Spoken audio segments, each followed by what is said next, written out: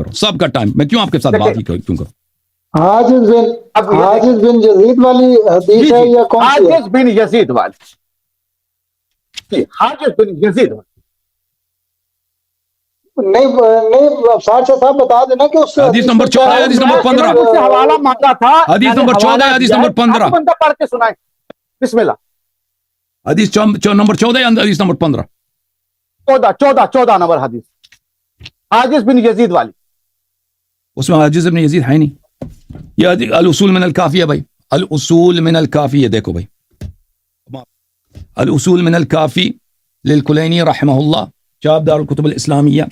یہ باب ہے مولد صاحب الزمان علیہ السلام کی. پتہ نہیں یہ شخص کہاں سے ہے. باب مولد صاحب زمان علیہ السلام، یہ باب ہے بھائی، دوسرا باب نہیں آ رہا بیچ میں، ٹھیک ہے نا. یہ حدیث نمبر 14.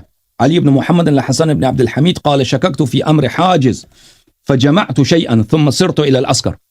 میں نے حاجز کے امر میں، یہ حاجز کون حاجز ہے بھائی؟ یعنی فی وکالت صاحب او دیانته.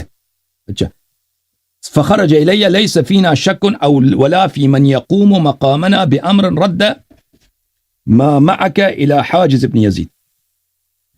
تو اس کے بعد میں نے شک کیا، فجمعت شیئا، تو پھر میں نے کچھ باتیں جمع کیے. ثم صرت الى العسکر، میں سامر رہ گیا. فخرج الی، تو مجھے وہاں سے ایک چٹھی ملی ہے. لیس فینا شک ولا فی من یقوم مقامنا بامرنا رد ما معك الى حاجز ابن یزید. اچھا، مجھے ایک چٹھی ملی وہاں سے امام علیہ السلام کی بارگاہ سے. لیس فینا شک، ہمارے کام میں شک نہیں ہے. ولا فی من یقوم مقامنا، اور جو ہماری جانب سے اس کو ہم کوئی عہدہ دیتے ہیں، کوئی کام، کوئی پوزیشن دیتے ہیں. جو چیز تیرے پاس ہے، جو چیز، یعنی وہ مال جمع کیا تھا نا اس نے، خمس وغیرہ ہدیہ جو بھی تھا، اس کو حاجز ابن یزید کو دے دینا. اوکے، تو یہ اس میں جو آپ سمجھتے ہیں نا، اس سے زیادہ یہ ثابت ہوتا ہے کہ حاجز ابن یزید جو تھا ایک وکیل تھا مال جمع کرنے کے لیے. اوقاف کی مال ہے یا خمس کی مال ہے یا ہدیہ ہے، اس کے لیے تھا. اس پہ شخص کو شک ہوا تھا.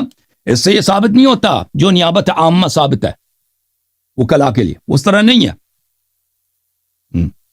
ابھی میں آپ کو لے کے آتا ہوں بھائی، ایک منٹ، میں آپ کو لے کے آتا ہوں. ایک منٹ بھائی، کیا ہو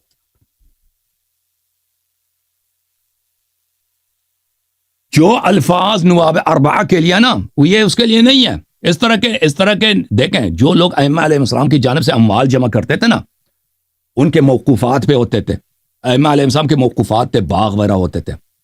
بعض ان کے اپنے ذاتی ہوتے تھے جو اپنے اولاد کے لیے وقف کرتے تھے.